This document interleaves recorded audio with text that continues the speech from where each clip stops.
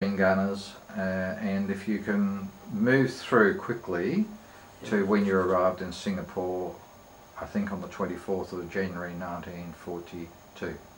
Right. It's a pleasure to be able to talk to you, Peter. It's a long time ago, but I'm lucky I've got a pretty good memory, and I joined the 2nd Force Machine Gunners in 1940, and I was lucky that I joined up with 8 mates, the McDonald brothers, the Doré brothers, and my own brother, and another friend by the name of Jim Elliott. But sadly to say, there's only Jimmy Elliott and myself left of the ones that joined the 2nd Force. Prior to going into the army, I was an athlete with the Mount Hawthorn Athletic Club, and I was the top distance runner in the club.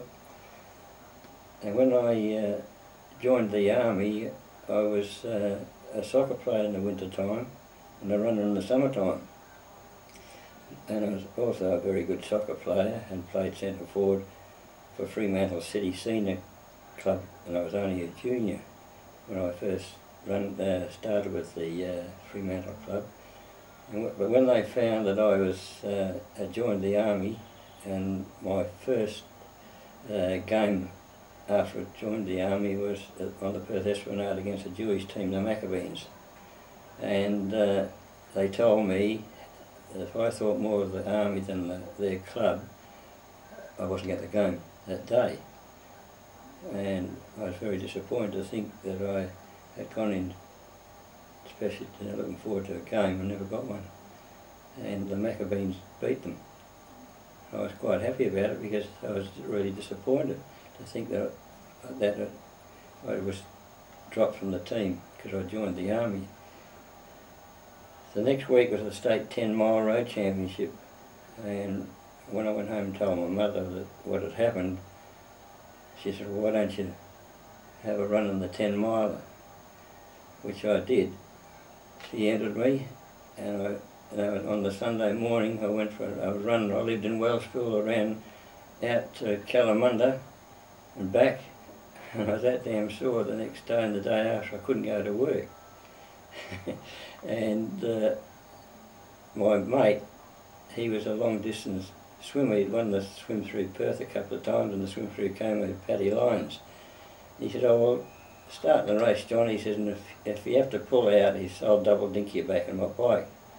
Anyhow, I started the race, and fortunately I finished second. And I thought, well, if I could finish second without really any training for it, I should be able to win it. Of course, being in the army, that wasn't going to happen. But when I was drafted into the 2nd Force Machine Gun Battalion, I wasn't really drafted into it. I went up to the training camp, and before I went into the camp, I got very sick through the injections we received, and I finished up in Lucknow Hospital, and I was on the danger list through. I had an abscess in my groin, and Dr. Alan Vickers, who was I believe was the flying doctor at the time, he did this delicate operation. That was the abscess was right alongside an artery, and luckily I survived the operation.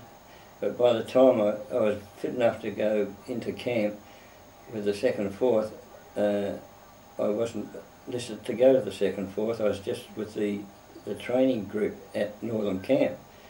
So I thought, well, I'm not going to let this happen. I made a point of going and knocking on Colonel Ankentel's door and told him that what had happened to my brother and my mates had all in the 2nd Force, and I would have been in the 2nd Force only I'd been in hospital.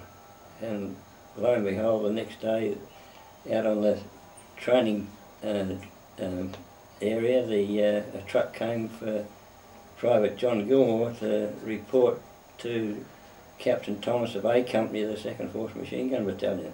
And so that's how actually I got into the 2nd Force. And he made sure, Colonel Ankentel made sure that I could train as much as I wanted, and and run in the next 10-mile championship.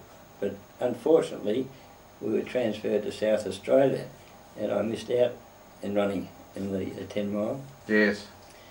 So we was transshipped to, went by ship to South Australia. We spent so many months in the Woodside camp up in the Mount Lofty Ranges. Then we were transferred from there to Darwin. I think we were in Darwin for about 4 or 5 months, and then we were, the Japanese had come into the war, and we'd built gun posts along the coast of Darwin, and we were transshipped. We were on the Morella, the ex-Kaiser's boat, to Port Moresby, where we were transshipped onto the Aquitania, from Aquitania down to Sydney. We had 2 days leave in Sydney, then we sailed around to Fremantle. Then when we got to Fremantle we were told we couldn't have leave, but I was one of the ones that made sure we did have leave, and my brother and my mates, all my mates that were joined up, we all got off the boat at Fremantle and had that day's leave and managed to get back in time. As a matter of fact, they were pulling the anchor up, as I was scaling up a rope ladder to get onto the Aquitania. As she sailed, and I think it was about 75 missed out and finished up in the Fremantle jail. We went by small boats. Once we sailed to the Sunda Straits, we were transshipped into these small Dutch boats and taken to Singapore. But the strange part about it was there was what we thought was a Chinese fellow. We thought he was very important. He seemed to be making himself known to everybody. And later on, during action, this one night we were in action, the Japanese were quite close to us. This guy was calling out, "Are you there, Captain Thomas? Are you there, Captain Thomas?" And after the fall of Singapore, it turned out he was the guy that was on the one that was receiving us as we were landing in Singapore. So it showed you how much the 5th colonists had been working in Singapore. And that was the hard part about the Battle of Singapore. There were so many Japanese troops that would have been coming through the lines that we thought were Chinese civilians. They were Japanese soldiers. And it made it very hard because it meant that you had Japanese behind your lines all the time. Yes. And the Air Force was, our Air Force was shot out of the sky, and the Japanese were having a great time. They could come in at rubber tree top level and drop hand grenades, and they're also dropping crackers that went off. You think they were machine guns behind the lines. I think it was you had a machine gun being fired at you from behind the line, but we found out they were like a delayed cracker. Yes. And that sort of stuff. It was really upsetting as far as the troops was concerned. And as a matter of fact, some of the reinforcements that came on in Fremantle, we were showing them how to load a rifle. They never knew how to use a rifle, the reinforcements into the battalion. So they went into action, didn't know how to fix a bayonet, and it was terrible because some of them were only young guys, about 18 years of age.